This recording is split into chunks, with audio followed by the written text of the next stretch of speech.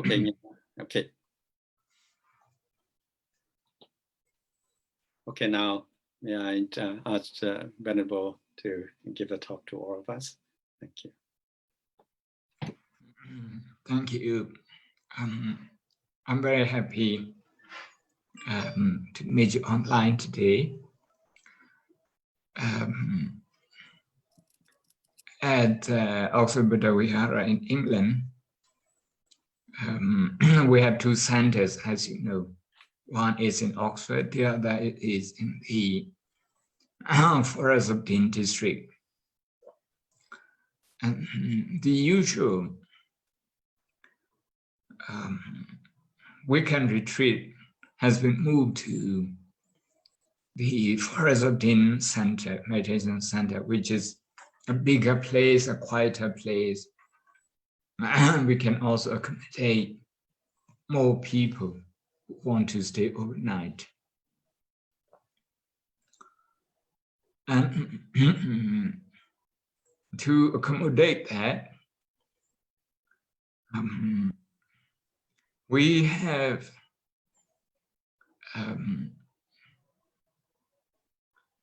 come up with a practice on the last Saturday of the month to replace that one and to replace the weekend meditation retreat at Oxford.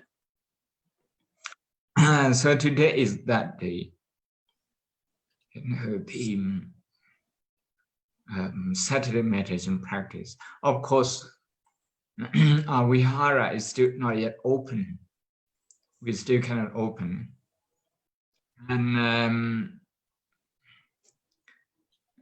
that is why we have this Zoom meeting, Zoom talking.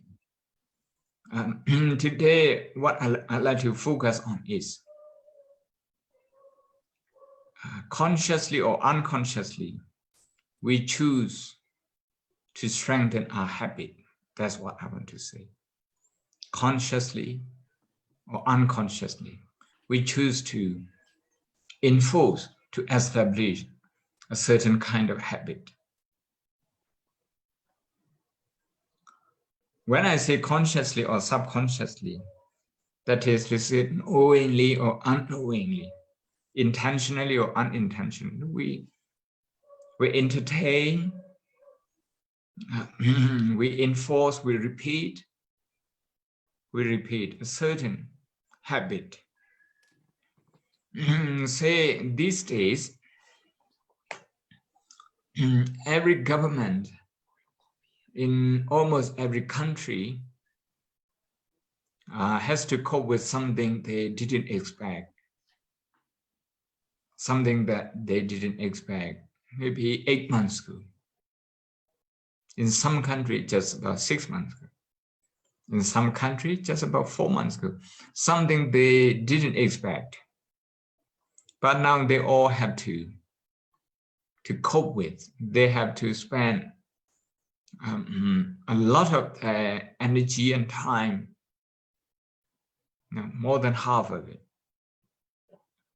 if not all of it, to this issue that is the COVID-19, the coronavirus. So when a government is caught, okay, when a government is called unaware, unprepared, and has to manage this pandemic on behalf of its citizens, not just on its citizens, but also on behalf of, in collaboration with other countries, that is, on behalf of the whole region, on behalf of the whole world. So what happened then is, those governments, they all have some failing. You can pick any. You can pick the government of any country. Okay, you can pick the government of any country. If I happen to be in that position, I'm sure I would make a lot of mistakes, like some of those governments have done. hindsight is a blessing, of course, and the benefit of hindsight, to look back 2 months, 3 months, 4 months, 6 months, 8 months, and we all can say that we could have done things differently, given if we know what we know now. I'm almost paraphrasing, the news conference of those governments, of their spokespeople, the top scientists and top medical advisors. When I say that we could have done things differently, had we known what we know now.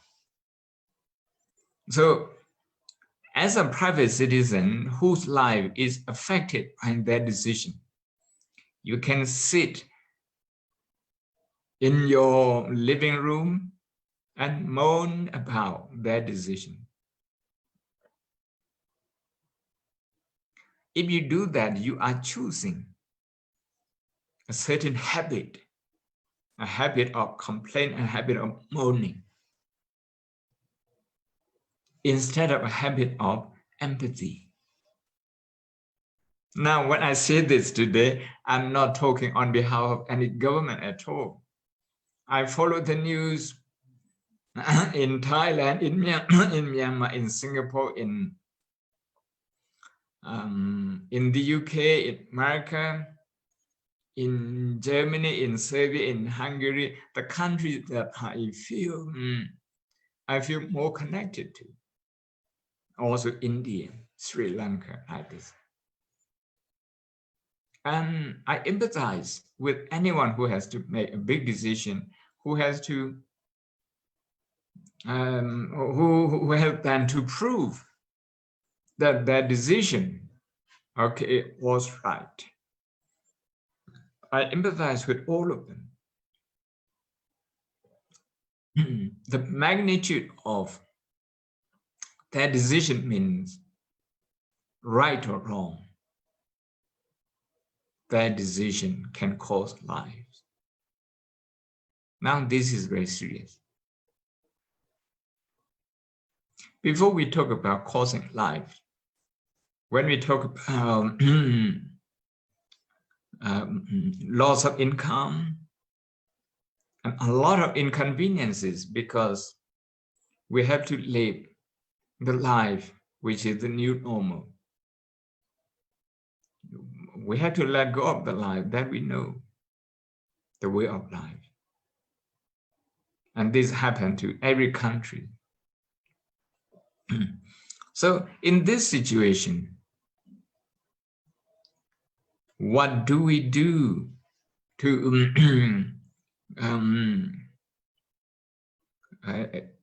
to relate? How do we relate to those events, those decisions, the decisions that affect all of us? What do we do? Trying, to help them to make better decision is one thing, and trying to change them, to change the government, is another. But before you can do any of those, what do we do? What do you do? Are you going to complain until the next election? And whenever you read about, whenever you read the news about the pandemics and related decision and its impact, if we are going to be moaning all the time, we are changing our brain to the negative mode. When I say this, you might think that how can we be so passive and letting those people make one after another wrong decision. What I'm saying is that I'm not talking about accepting wrong decision, but I'm saying not to use those wrong decisions as a pretext to change your brain from positive to negative. We can easily do that. We have done that many times.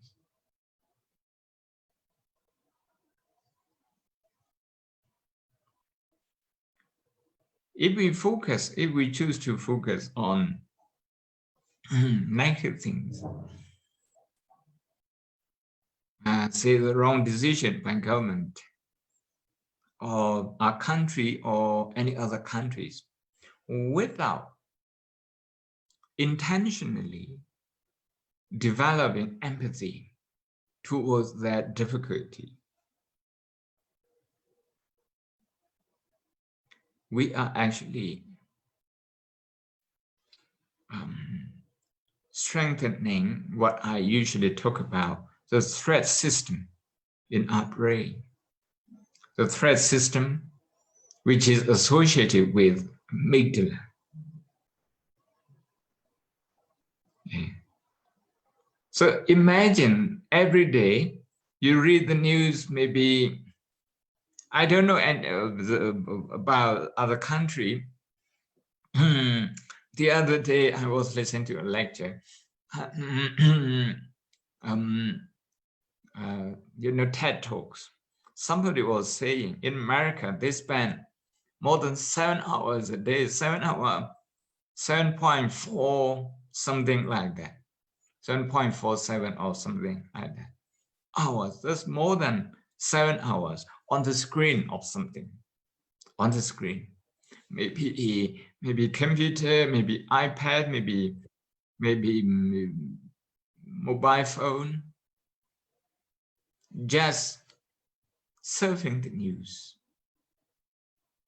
If you do that without mindfulness and you're not aware of your emotion, how automatically you are reacting. You are reacting. If you are reacting through disappointment, if you're not aware of that, and what happens is that if you allow yourself to be disappointed again and again, to entertain disappointment repeatedly, you will get a lot better at being disappointed, meaning you get easily disappointed, you get easily irritated. Even when 80% of your life is going on smoothly, you will be complaining as if your whole life is upside down. Why? This is because disappointment has become a habit. As some of the Buddhist meditation masters have already explained, like Venerable Thich Nhat Hanh, for example, habit energy. Habit has a lot of energy. It's very powerful. If we're not aware of it, our habit will control us. We control our decision making. We control the way we react. The way we react to things in daily life. That is why, if I understand the Buddha correctly, one choice that the Buddha has given us, and has given us with a very good explanation is to choose our habit. To choose our habit. Skillful habit, unskillful habit. So when we see certain things going wrong, and if we entertain a lot of,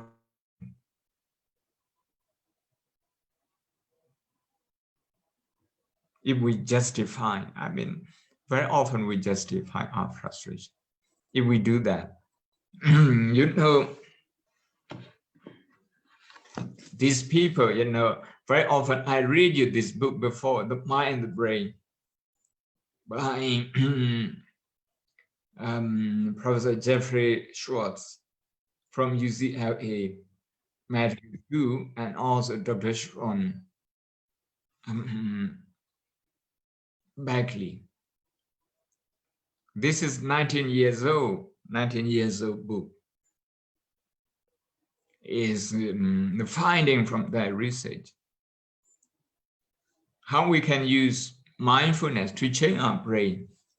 Of course, this book talks about for the better, how to change our brain for the better, using Satipatthana of mindfulness. So we can actually change our brain if we choose positive qualities. So in a disappointing situation, if we choose empathy, if we choose understanding, if we choose compassion, then we don't actually damage our brain. And not only that, our brain is ready to make good decisions. If a certain government has reached its limit, you know, we would decide to give opportunity to other people, and based on fact, not because we hate them, but because we empathize with their limits, and we empathize with the plight of the people. So don't mistake me. Don't be mistaken that, okay, when I say not to complain, I don't mean to entertain a bad government forever. I don't advocate that. But what I'm saying is that in this kind of pandemic, every government makes a mistake. Even if we install a new one in any country, they will still be making mistakes.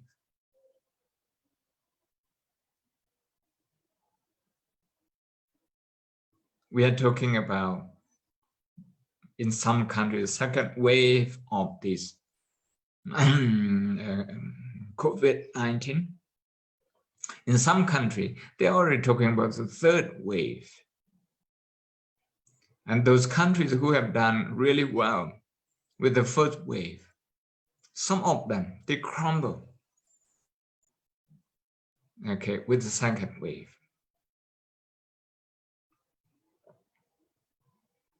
So what I'm saying then is what we choose, or how we react, how we choose to react to the situation. The situation here, I'm actually using the coronavirus as an example. It can be anything. It can be food. It can be between husband and wife. It can be reaction to the news. It can be a certain illness that we have. It can be the weather. It can be a lack of freedom that we used to have. It can be reaction to anything. So, mindfulness is to be mindful of our emotional reaction, because that's where we can see, okay, that's where we can see our habit, emotional habit.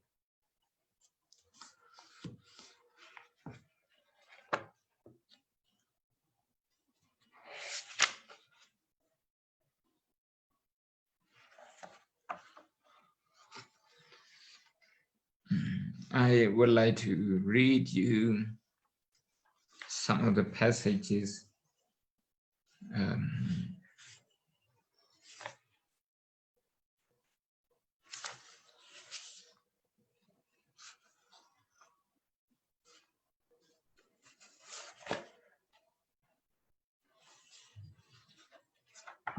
Just bear with me a little bit.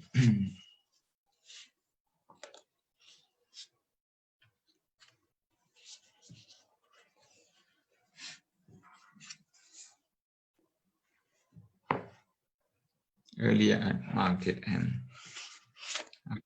I misplaced the bookmark again. Just see, I have chosen something.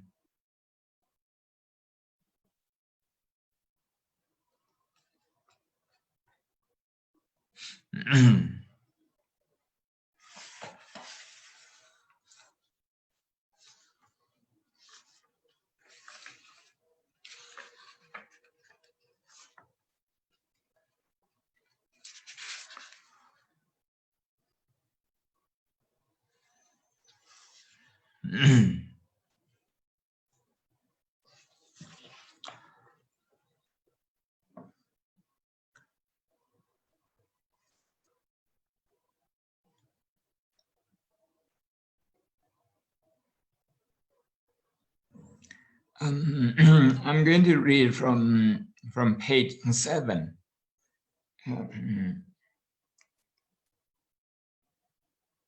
From page 7 of this book. By applying a new and scientifically tested method that would empower OCD patient, OCD is obsessive and compulsive disorder patient, actively and willfully to change the focus of their attention. OCD patient, they have a lot of compulsive behavior. They can't stop doing the thing that they have a very strong habit for. It is hardwired in their brain already. But for that one, these scientists say it's possible just by changing their attention. We can change the brain of those people. We can change.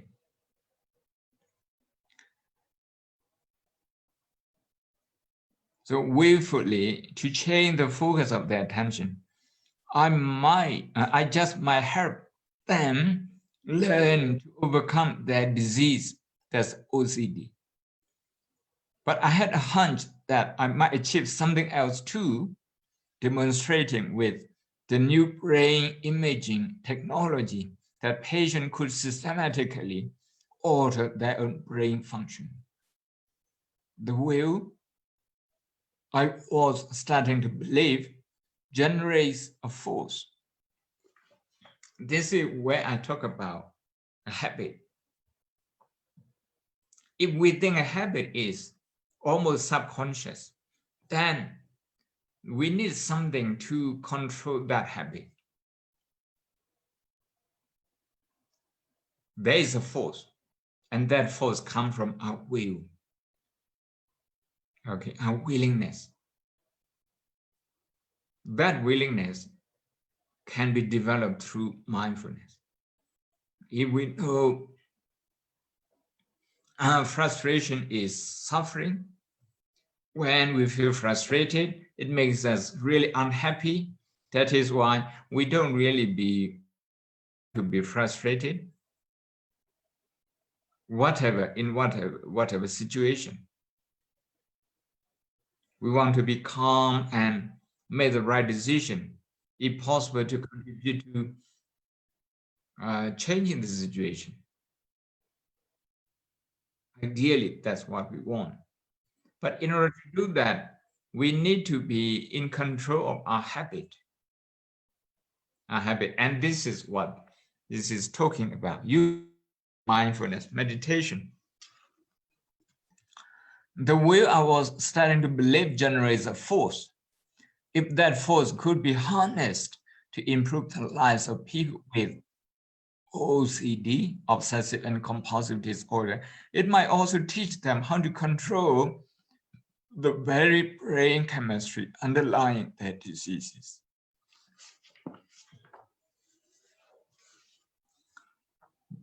Page 92, and move to page 92. Mindfulness became an empowering tool for the patient, giving them finally control over their lives. In the late 1990s, the UCLA group, University of California, UCLA group was treating patients a year, and the first step was at the center of the group patient. It was gratifying to get independent confirmation of the power of this approach in 2002, when Dr. Neely Benazan of Wayne State University published a major study showing that, that a mindfulness-based cognitive behavior method closely related to ours is very effective at treating children with OCD.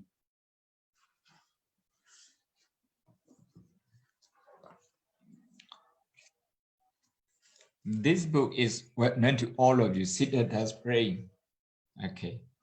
Siddhartha's Brain. The author, James Kingsland, is a meditation student of Jakun Amaro from Amaravati. So Ajahn Amaro's name is here, and also about his 10 days retreat. I'm going to be reading to you from page 118, 118. This is a psychological research from Harvard and the University of Virginia in 2014.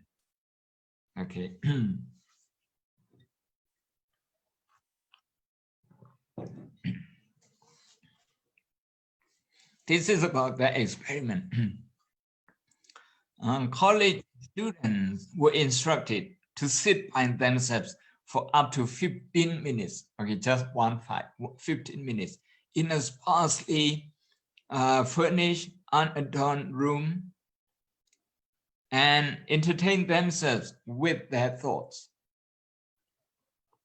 They were allowed to think about whatever they like. The only rule being that they should remain in their seats and stay awake. 15 minutes, 15 minutes. 15 minutes. Sit in your seat, remain in your seat. You can move around, you can shuffle around, but don't get up. And don't allow yourself to fall asleep. And you can think of anything you like just for 15 minutes. Usually they have an hour lecture. This one,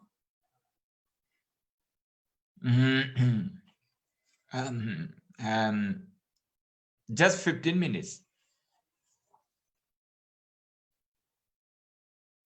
Before they entered the room, they were obliged to surrender any means of distraction they had about their person, such as mobile phones, books, or writing materials. Afterwards, they were asked to rate the experience on various scales. Unsurprisingly, a majority reported that they found it difficult to concentrate, and their minds had wandered, with around half saying they didn't enjoy the experience. Why? Because they have adopted a habit of wandering mind. They have adopted all their life the habit of being distracted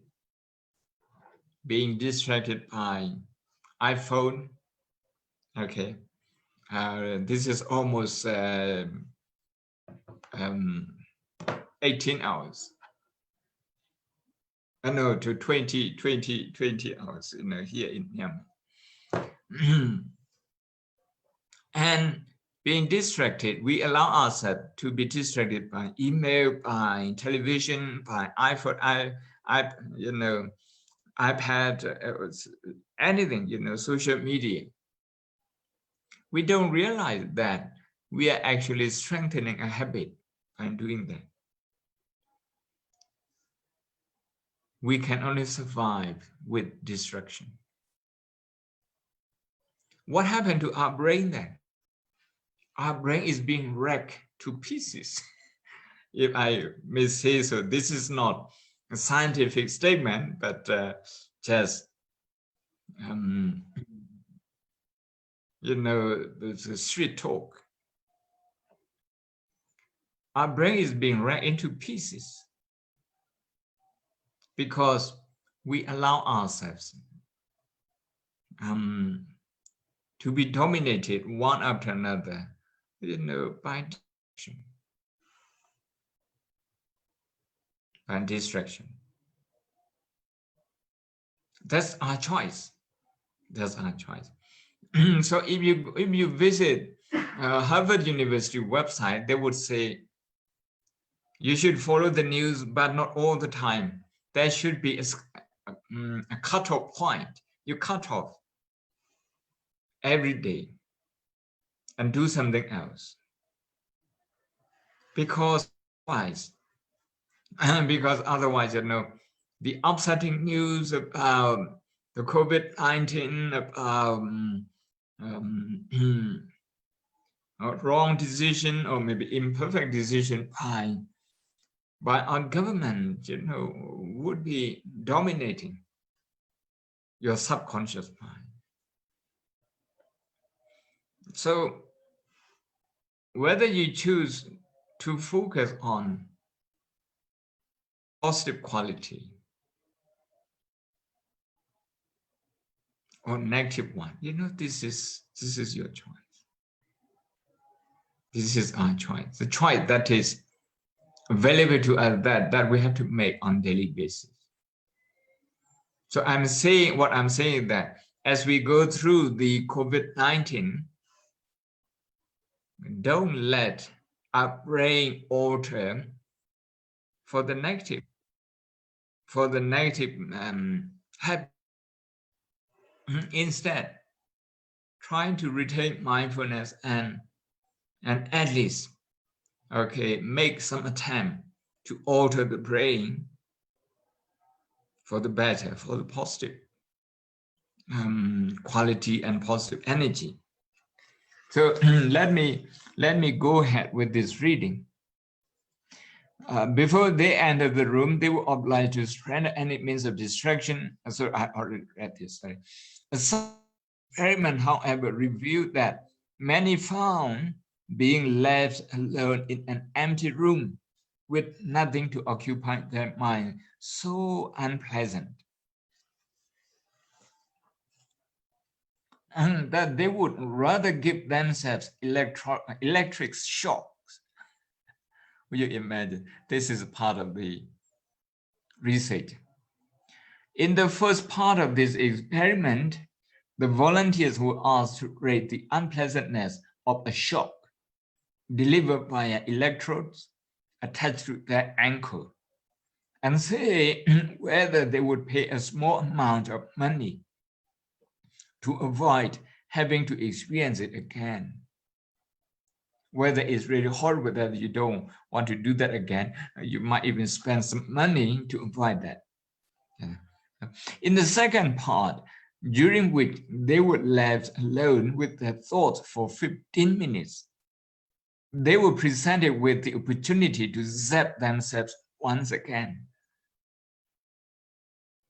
Amazingly, among those who had said they would pay to avoid a repeat experience, 67% of the men, that's 12 out of 18, and 25% of the women, 6 out of 24, opted to shock themselves at least once.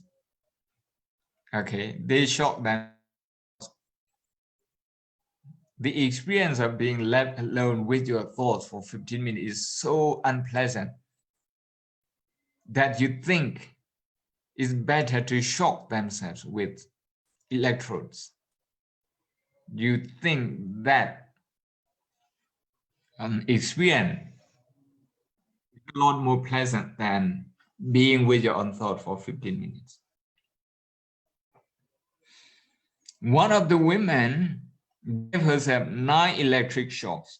One of them subjected himself to no fewer than 190 shocks, though he was considered exceptional, a statistic outlier. And his results were excluded from the final analysis. In their report for the journal Science, okay, this is in the journal, the researchers write, I quote, "What is striking is that simply being alone with their own thoughts for 15 minutes was apparently so aversive that it drove many participants to self-administer an electric shock that they had earlier said they would pay to avoid." End quote. This goes a long way towards explaining why many people initially find it so hard to meditate. We find the experience of meditating at the beginning with a lot of wandering mind. We find it so unpleasant. Without comforting word, encouraging words, okay, from the meditation teacher, we wouldn't proceed. We wouldn't continue.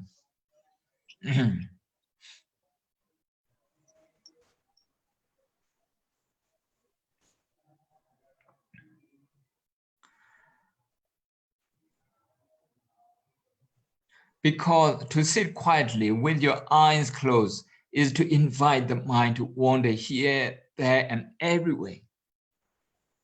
In a sense, that is the whole point.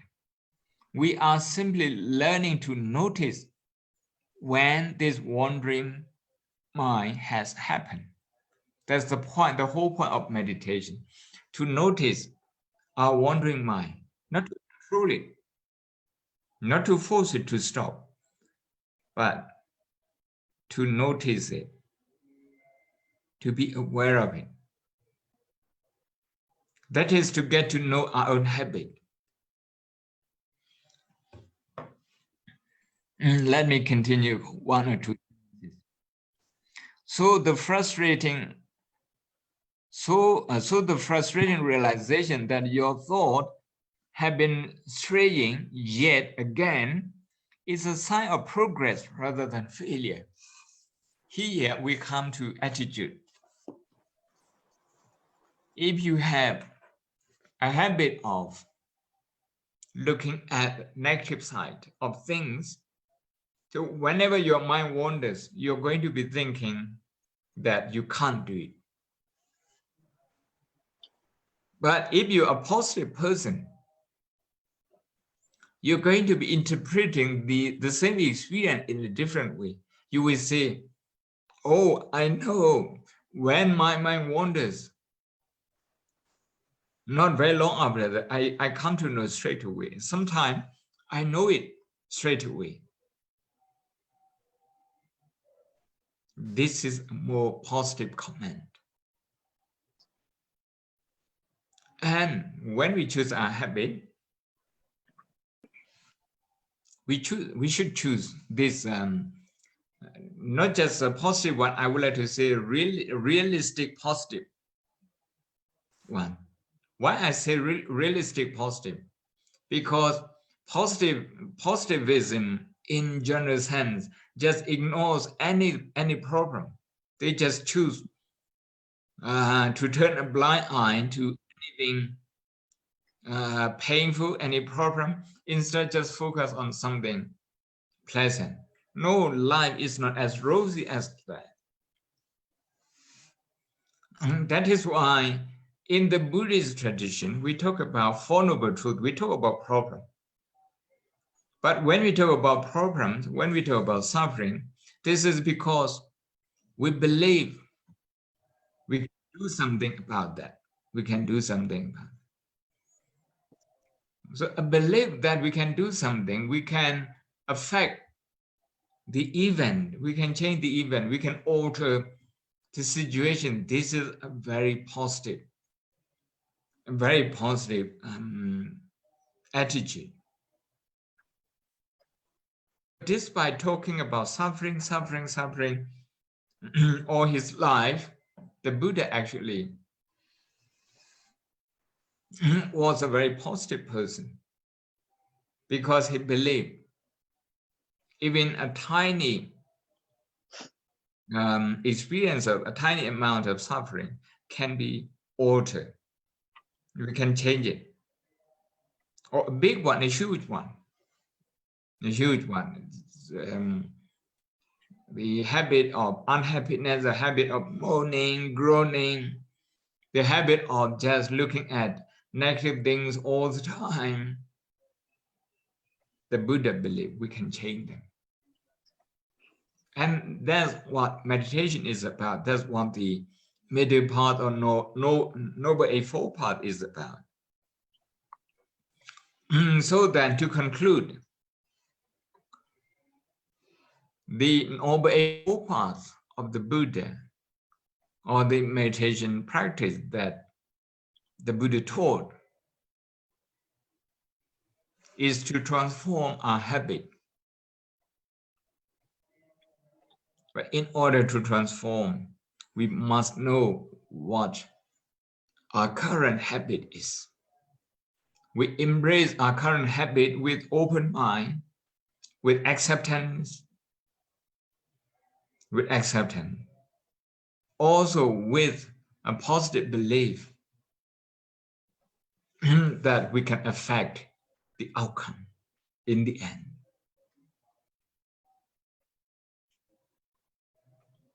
Thank you. Any question?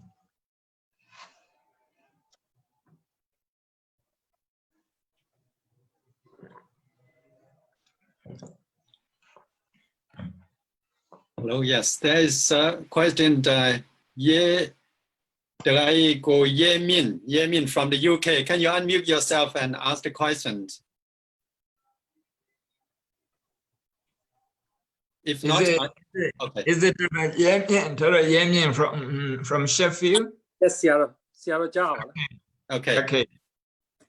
Sayadaw mentioned who usually we usually practice Metta Bhavana, but after listening your talks, we try to learn about the Karuna Bhavana and Mudita Bhavana. Is it better to do that Bhavana as a group, like Sayadaw's first, and then parents and others, or one person Metta Bhavana first, and that same person change to Karuna Mudita? Or is it better to do the whole group first and then change to Karuna and Mudita later? When we talk about groups, actually group metta meditation for the whole group is a little bit advanced.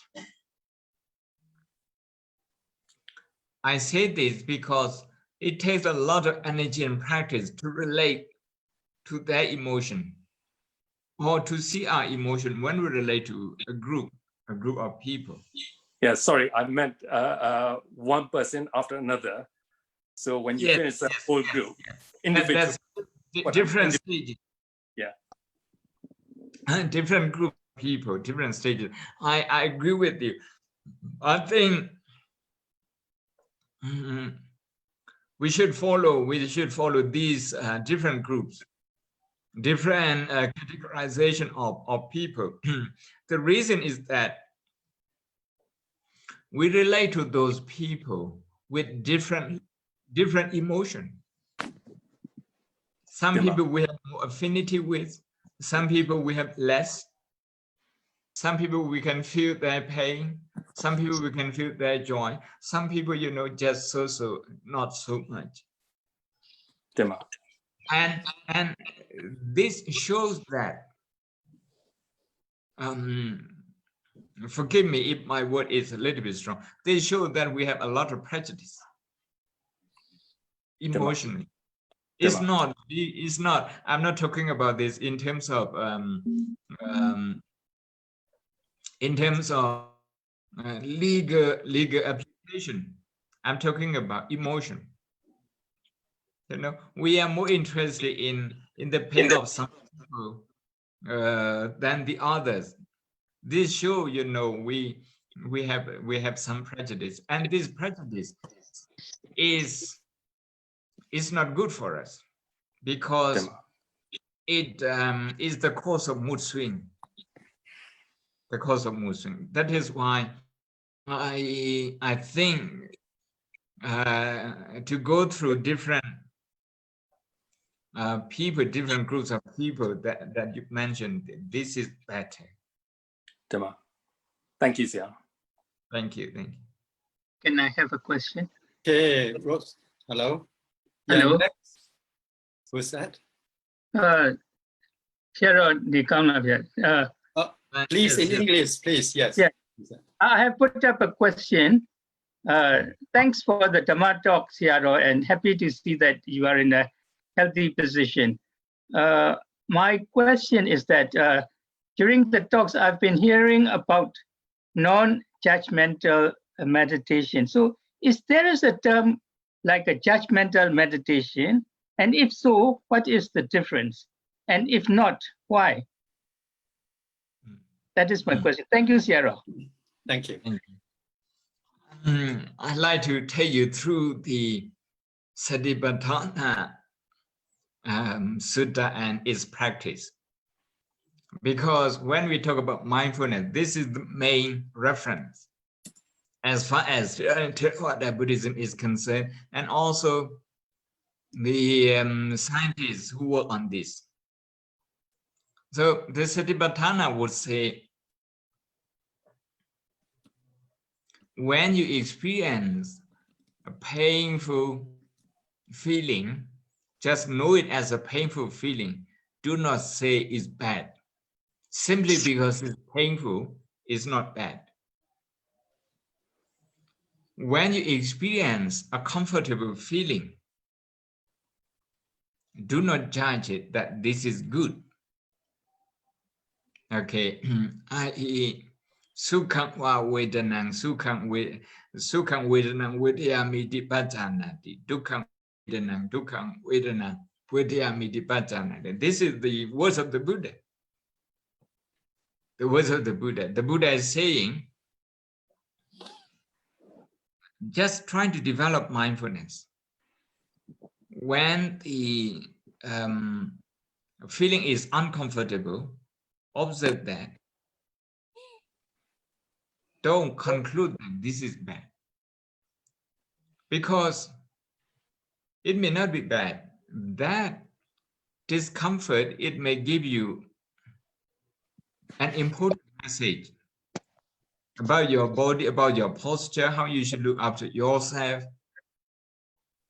Simply because you don't like the message, don't blame the messenger. That's what what we would say today. Well, the Buddha is saying that in Burmese you would say dukkha vedana. That's the discomfort. Okay, don't judge that discomfort is bad. This is from the Satipatthana. So when Vanavanyana Punika, a German scholar, who mainly lived in Sri Lanka, but before that practiced with Mingon Sayadaw and Mahasi Sayadaw. So in his book, The Heart of Buddhist Meditation, he came up with this word. He didn't non-judgmental. He would say,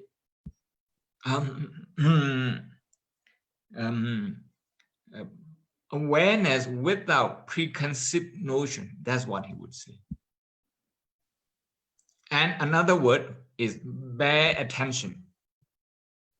Bare attention. But those words, they are too technical that people like Professor John Kabat-Zinn from MIT, they coin another term for the same meaning, and that becomes non-judgmental mindfulness. When we say non-judgmental mindfulness, we are talking about subconscious mind, subconscious habit. Okay, when you watch television, some people just out of habit would be judging all the time. This is bad. This one is like this, like that. When they do that, they are not aware that they're actually changing their brain. They are enforcing the threat system in their brain. So for those people, they would see many things as a threat. As a threat. That is why non-judgmental mindfulness is from the Satipatthana Sutta, as far as I'm concerned. We cannot really find in any other types of meditation outside the Buddhist tradition. You can talk about TM, like transcendental meditation in Hinduism. You can talk about other meditation outside the Buddhist tradition. So they don't have this. Only the Buddhists have this. And you can check the records of Western psychology, you know, they don't have this. They only came to know this when they received the Satipatthana mindfulness meditation practice. But non-judgmental mindfulness is not translatable into Burmese or into Thai. Okay, I use this in my book because I first wrote it in English. But when I was about to translate it into Burmese, I found it very difficult. And then I came across Mogok Sayadaw talking about a similar thing. He would say, account or so movie panic. He would say just that much. We don't have the exact word like non-judgmental, because like judging, that word we don't have in Burmese. We don't have that in Thai either.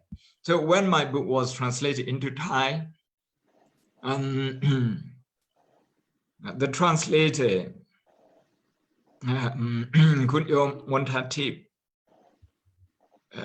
she found it very difficult to translate this word. Sati,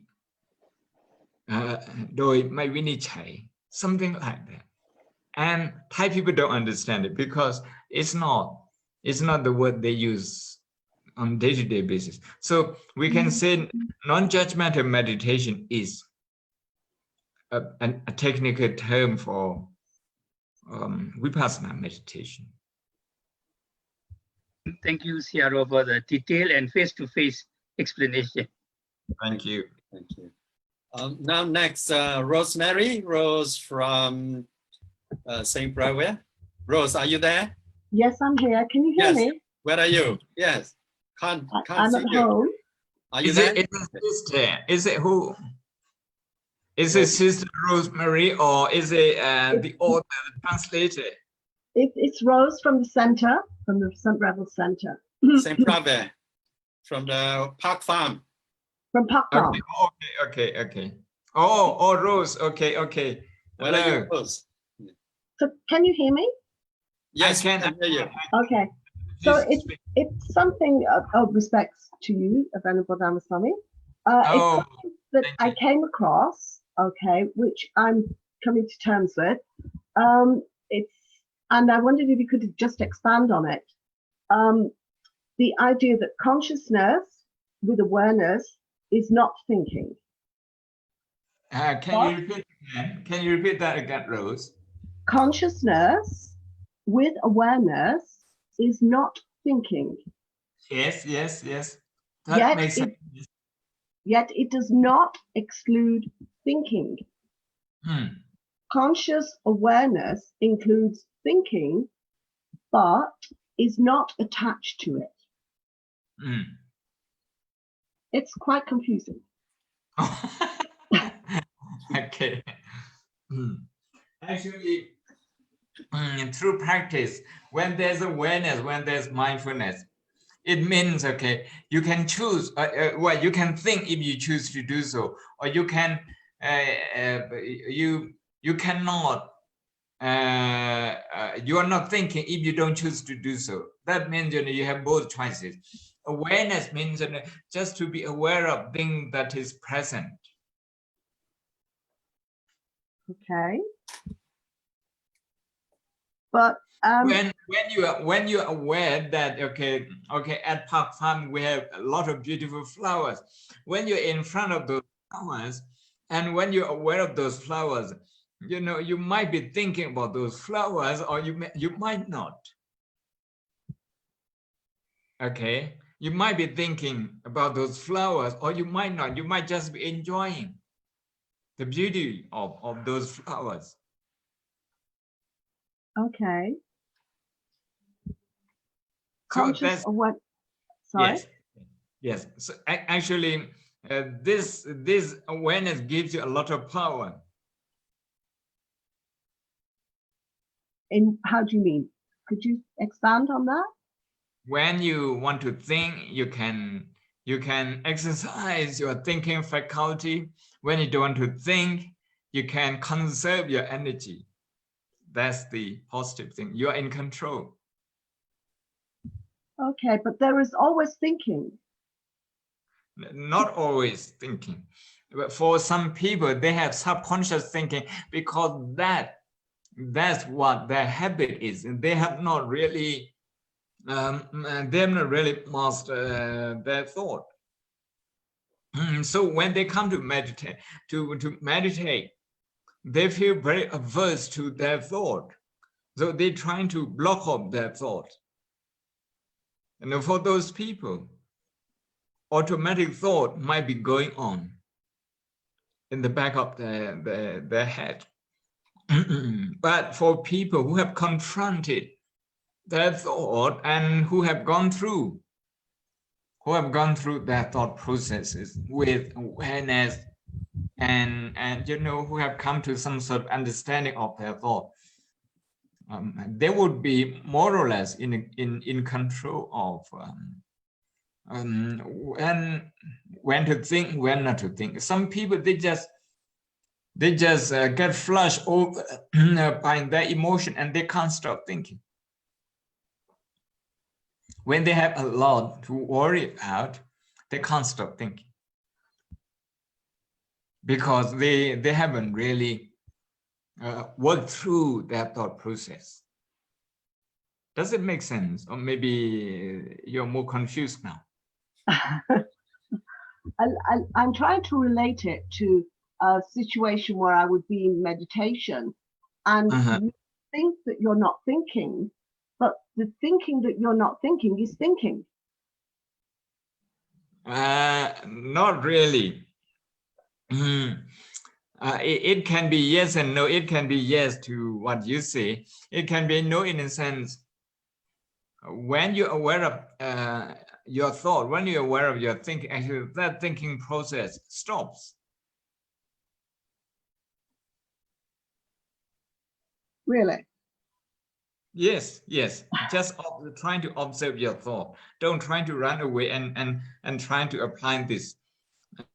When you catch yourself, okay, when you catch your mind wandering around, and by the time you come to be aware of that, don't force your mind to stop thinking. Simply recognize that thought. Okay, now this is auto thinking.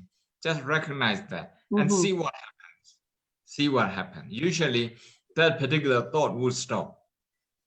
This is to say an awareness helps your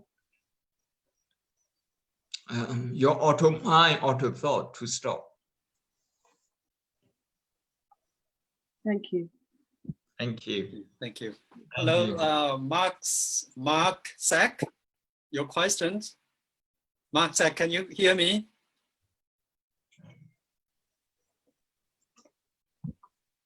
Hello. I'm not sure whether you hear me. Hello.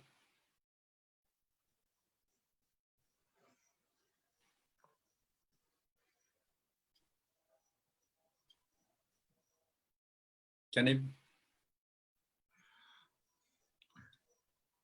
Hello, one has question. Okay, you can try Thomas. Okay, right, can do it.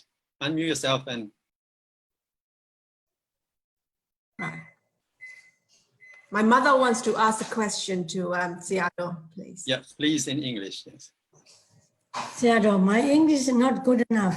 it's fine. I want to try, Sayadaw. My question is Atta. I want to know because I want to be good for my grandsons. I try to always say good for Buddha, Dhamma, Sangha, and the parents and the teachers. And one of the very close relative as well. I always try to good to them, but they don't understand. So I want all the time talking about polite, talking about respect to same level for Piyatiya, Sangha, parents, and teachers. I want to be all good. It means my atas. I want to be good for them. But I think it's an atta or not, Sayadaw, my atas or not. I don't know if you understood it. I think she meant. I understand. I understand. Oh, I think okay. I understand. Thank you, Sayadaw. I have known her for more than 20 years. I should understand. Yeah. You know, when you have good intention for your grandsons, okay, you have 3 grandsons, maybe more than 3. Just 3. yes. You have good intention for them, and you talk. That part is not atta, it's good. But when they don't understand, are interested, if you become upset, that's atta. Okay. That's atta. You see, you very often you recite patana, the Pali you recite. You will recite Kudalo, Dhammo, Akutalata, Dhammata, and so on. That means you start with something good, but you end up with something bad because of atta. But good. Okay. You see, this is where I sometimes talk about expectation. Expectation. Today, by the way, I gave a talk for a new couple, you know, who come here to receive blessing for the wedding, and I relate to them one of the questions I had from some student a few months ago. They asked me, "Is love creating stress? Does love, between people create stress?" I say, no, love does not create stress. Expectation creates stress. That's true. True, Sayadaw. Yeah. When we expect something, we create emptiness where we have to fulfill. You see? Now you expect your grandson to be like this, to be like that, to fit into a certain order. Okay, they may not understand what you say, but they are good boys. They are good boys. Okay. My greed, is it, Sayadaw? Is it greed or? It's not greed. It's not greed. You just to be aware of your emotional reaction. Good family for them. They may not understand you now. They may understand you maybe in 15 years time, 20 years time. You see, we know with this kind of good advice, they don't actually sink in straight away, especially when they are young like this, and they have develop a certain habit, okay, through television, through gadgets, and all those things. Yeah. Okay.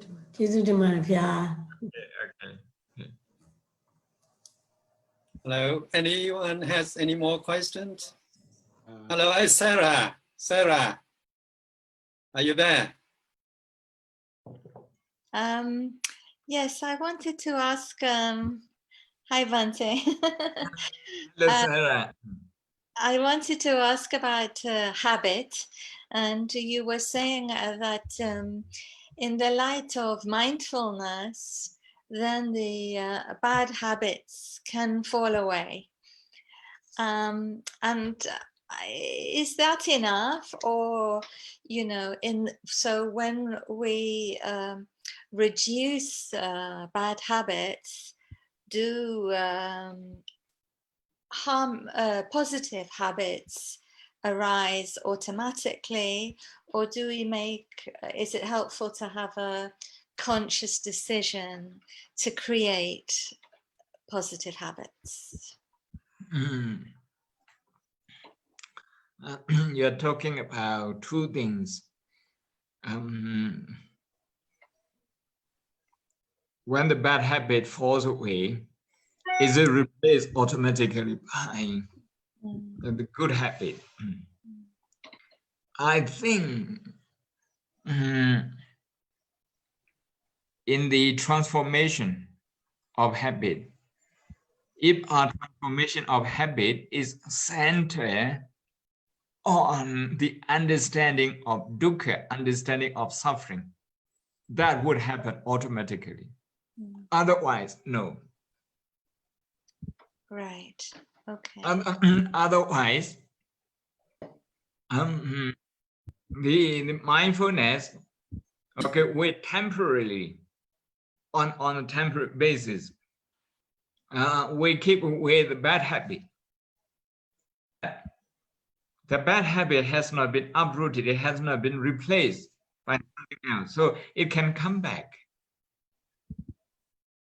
Yes. That is why the Buddha places a lot of importance on understanding of suffering. Say, if we understand our bad habit or our negative habit as dukkha, is likely, most likely that the good habit will come and replace it automatically. Yes, I see. But if mindfulness is not associated with an understanding of dukkha, I see. Yeah. then you see, we may just get one part of it. Okay. So Bhante, would you be willing to establish a habit of coming and visiting us more often? I'm already, thinking very actively about that. Oh, good. It's lovely to see you, Bhante. Thank you. Hello, Herman. Hello, Herman. Yes, Bhante. Okay, nice to see you. Ditto. Okay. Okay. He feels the same. I miss Oxford a lot. And we miss you, Yes. Bhante.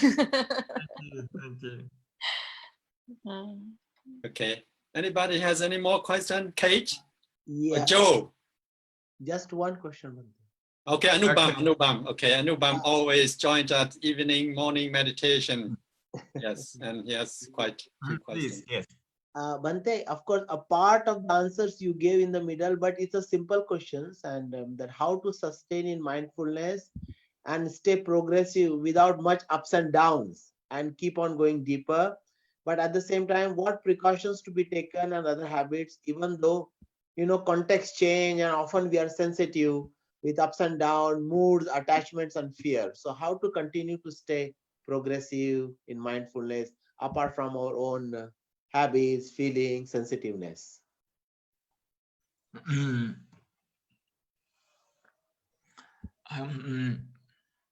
I would like to suggest that you revisit the way you look at ups and downs. Okay. The way you look at ups and downs. to have ups and downs in meditation doesn't mean we are retreating. It doesn't mean that our meditation is not working.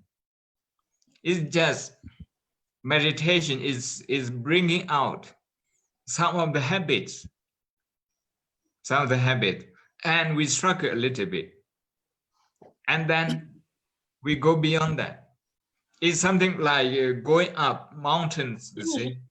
We go up a mountain and then we reach one top, only to find another top, another mountain. That doesn't mean we are not getting anywhere. Okay, we are getting somewhere, and because of that, we are discovering another top, another height. So if you change your attitude this way, you wouldn't mind meditation having ups and downs. Thank you. Thank you. Yeah. So what I'm saying is just expect it. Expect it. It's fun. It's fun to have some ups and downs. Thank you. Okay. Hello, we're going to finish very soon. Yes, if you don't have any more questions, I think that's all. Hello, Sayadaw. Hello. Hello, I'm Sanda and Chit and Bo from Lincoln. Okay. Hi, Sayadaw. We practice metta meditation, and I personally practice to spread metta to all, and I follow the rules that it's start with the person, and when I started the practice and my close relatives, or so I can sense their difficulty, their distress, and all this distress, and when I send the metta, I found out that it caused me really disturbed emotions, that their difficulty and their distress really reflect me, project me. So it disturbed my metta meditation as well. So how should I resist, or how should I change my way of practice? I would say that's a very good meditation. You may not be feeling very comfortable, but that's meditation is progressing correctly. Because by focusing on somebody else's pain, you discover the habit of your reaction, your habitual reaction. At that moment, what you should do is you should come back to yourself and work on yourself. How should I work, Sayadaw? It's quite difficult for me. No, if you become upset, look at that emotion. Look at that emotion, breathing in and out. Look at that emotion, and then may I be free from this pain. Okay. Yeah. Because you have got something to work on. Should I change the meditation object to other people instead of this particular person? No, you see, when you focus on that person and you have that reaction, that's not so much about that person. It's more about you. Oh, yes. Yeah. It's more about you. Yeah. Yeah. That is why by focusing on a person, if something is triggered inside you, it's triggered because there is something to trigger. If there is nothing to trigger, there wouldn't be any flesh at all. So is it true that if I send the meditation and metta to a particular person or a group, the metta could reach them and it helps solving their difficulties? Is that right to say? Only if we have purified our mind. Mm-hmm. At the moment, how do we know we have purified our mind? Okay, we look at the people we like and the people we don't like. Mm-hmm. And if our connection level to those two people are the same, then we can say to a certain extent our mind is purified. But if we are less interested in the difficulty of somebody we don't like, okay, he deserved this, or maybe something, if we have that kind of attitude, then, our metta is not strong yet. We still have to work on our own emotion. Thank you, Sayadaw. Earlier, I used one word which was very strong. When I answer, I used the word prejudice. We all have this prejudice. That is why in Metta Sutta, when the Buddha said, "Deta waye wa adeta he wa dure wasandi awidure," the Buddha is talking about metta, which doesn't change whether we see each other or not. Whether there is so much space between us, like Sarah, 8,000 miles from between you and me. So time and space, if that doesn't change our positive emotion and the way we relate to each other's pain, then we can say that our metta is working. Thank you, Sayadaw. Okay.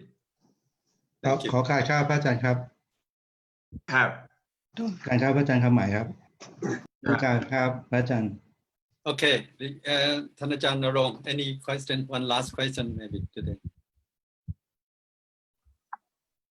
Please. การเดินลงก่อนเนาะ One is fine. The one is okay.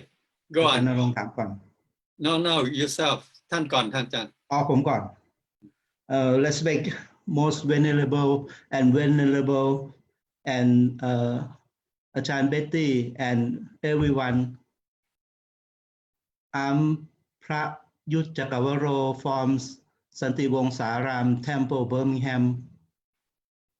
I would to ask most venerable Ajahn Khamai if sometime I want to know if I'm done standing, I'm done sitting, and I spend my life in the temple. It's I'm reading, I'm writing, I'm make a homework, I'm doing everything. It is called for the meditation. I would like to do this, do that. I want to determine for activity for my behavior for the moment that I do. I would like to how to. It's like a meditation. Thank you.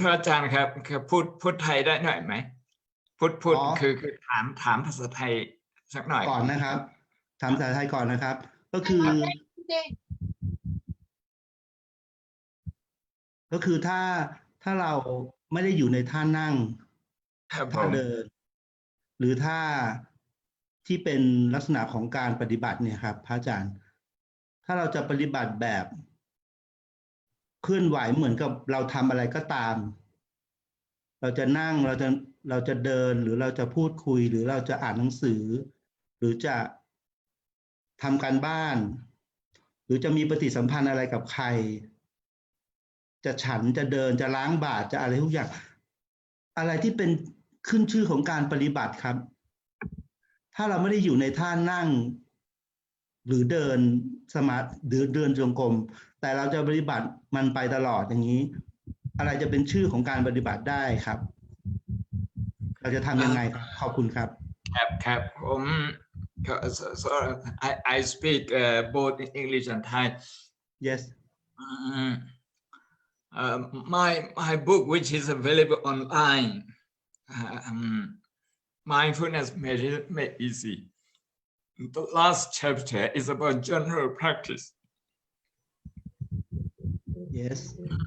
General practice is about mindfulness practice outside sitting and walking format.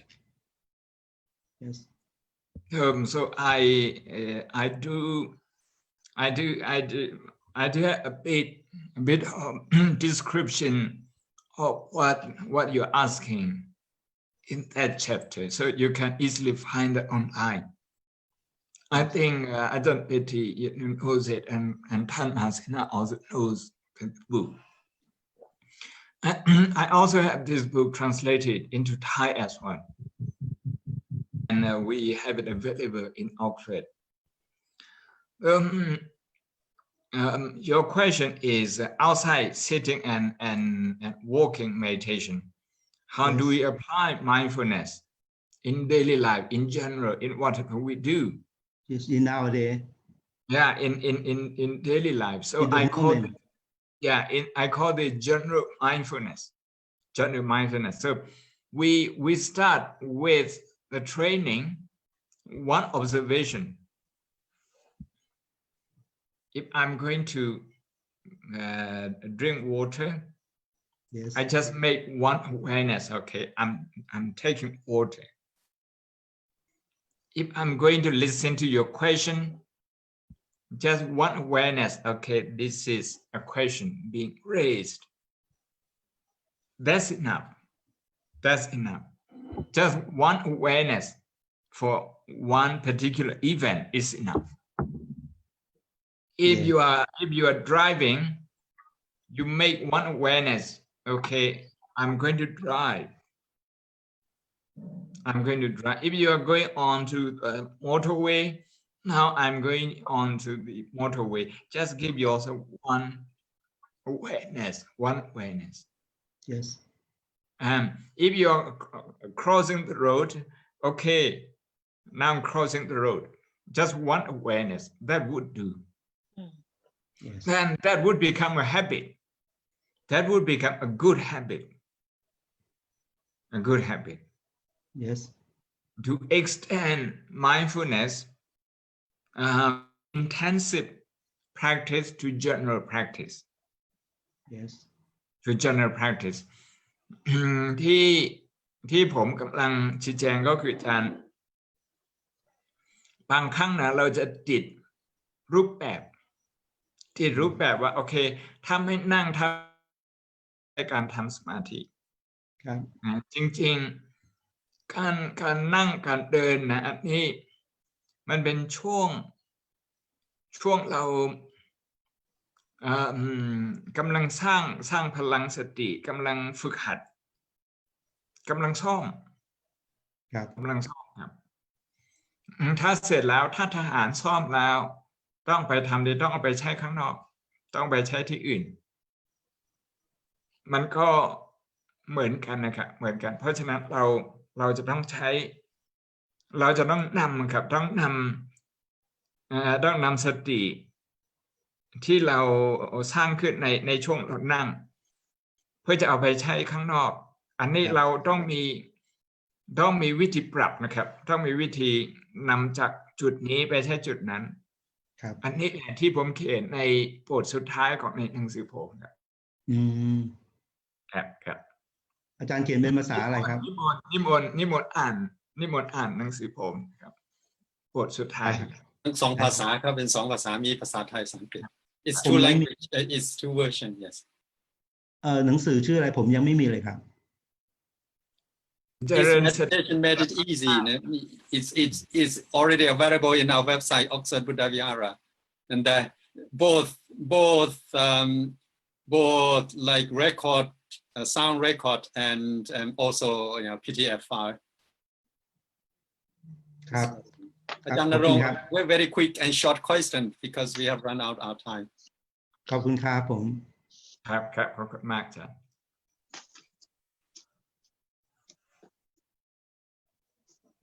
ยังไม่เดินเท่ๆอีก Hi. Bonjour.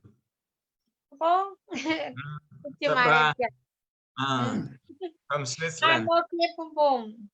I'm okay. Okay. I'm really glad to see you again. Anyway, thank you so much for your Dhamma talk. Thank you. Thank you. Kate. All right. Hello, if there is no questions, we will. Hello. ได้ยินใช่ไหมครับ ครับได้ยินครับ Okay. ครับคือจะทำยังไงดีครับ ผมชอบเรียนแล้วผมก็ชอบนั่งสมาธิด้วย ทีนี้พอไปนั่งสมาธิก็อยากเรียน พออยากเรียนก็อยากนั่งสมาธิบางครั้งมันไม่ไปด้วยกัน ผมรู้ว่าพอนั่งสมาธิมันก็จะเอื้อต่อการเรียน ถ้าอย่างนี้จะแก้ปัญหายังไงดีครับ จริงๆนะครับจริงๆผมมีหนังสือให้อ่านแบบนี้นะครับมีหนังสืออ่านแบบนี้หนังสืออ่านแบบนี้เขาบอกว่าถ้านั่งสมาธินะครับเรียนได้เร็วมากนะจำได้แม่นมากคนที่มีสมาธิคนที่ทำสมาธิเหมือนกับที่โรงเรียนนะครับI be translating into English as well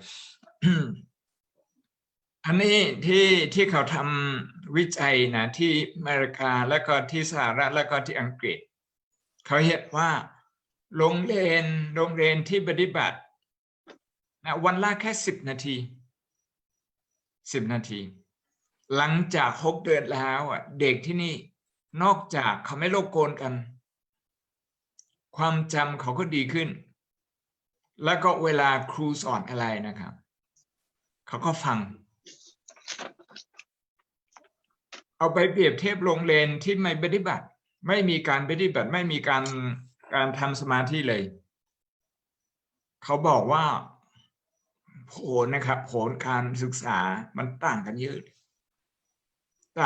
เพราะฉะนั้นถ้าอาจารย์อยากจะเรียนเก่งนะต้องนั่งสมาธิเยอะ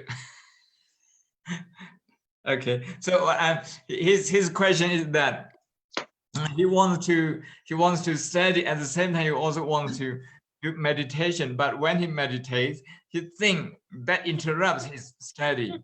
I say, that's not so.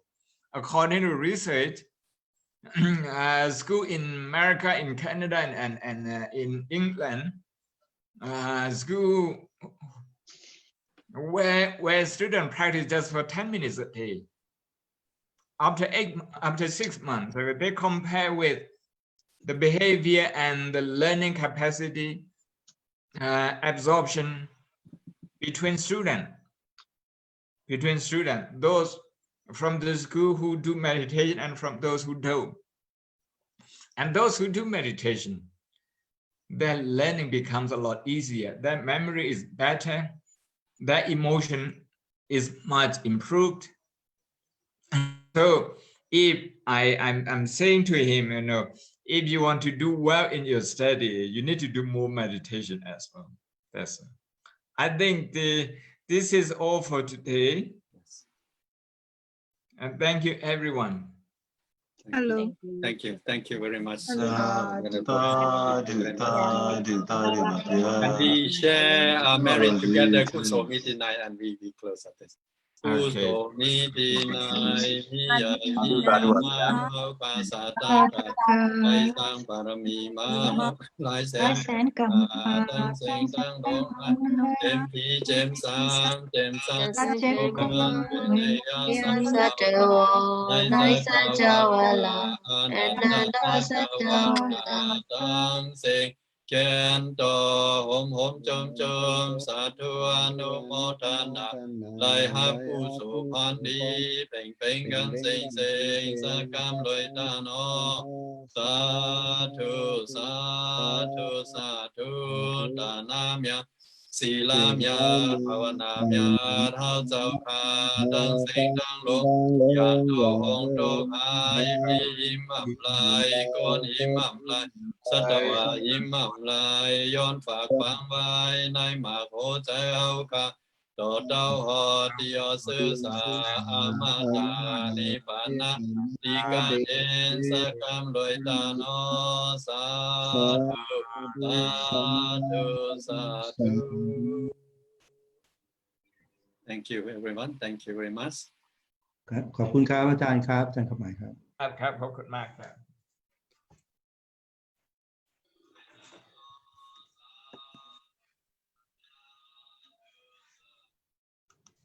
So